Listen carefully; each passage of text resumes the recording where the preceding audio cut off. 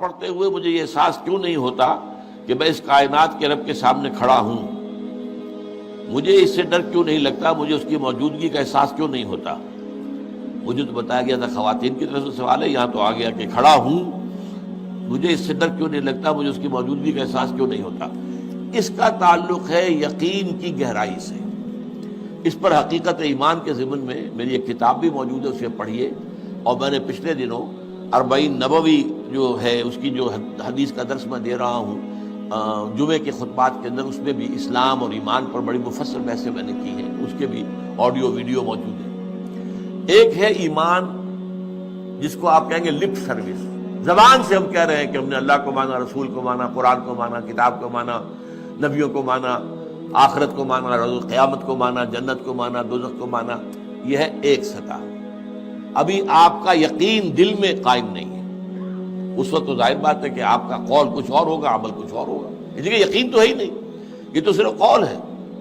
ذالک قولہم بافواہہم، اپنے منہ سے بات آپ نکال رہے ہیں صرف، لیکن یہ دل میں نہیں ہے۔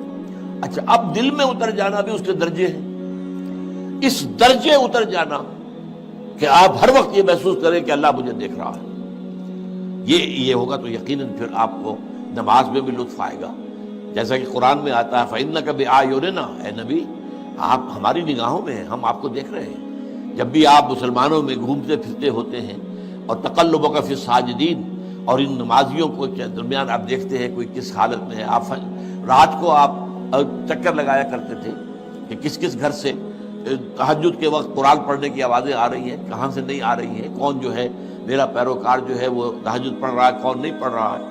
اسی میں وہ واقعہ آتا ہے کہ آپ گزرے حضرت ابوبکر کے مکان کے پاس سے، اور مکان آپ کو معلوم ہے وہاں کوئی کنالوں میں تو ہوتے نہیں تھے، وہ تو چھوٹی چھوٹی جو ہے وہ جھوپڑیاں تک سمجھ لیجئے، معمولی سے مکان، بہت وہ ایک دو کمرے کے جو ہے کوٹڑیوں کے، کمرہ نہیں کہنا چاہیے، مکان۔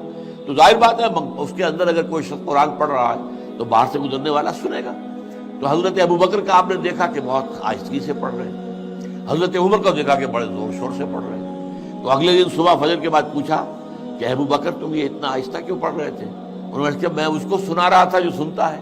اللہ کو سنانے کے لیے بلند آواز سے پڑھنا تو ضروری نہیں ہے، اللہ تو میں کتنے ہی ہلکی سے ہلکی بات میں کہوں، بلکہ صرف کلام نفسی بھی ہو، دل ہی میں بات کروں، وہ بھی اللہ کے علم میں آ جائے گا۔ حضرت عمر سے پوچھا تم کیوں زور سے پڑھ رہے تھے؟ کہ میں شیطان کو بھگانا چاہتا تھا کہ شیطان بھاگ جائے۔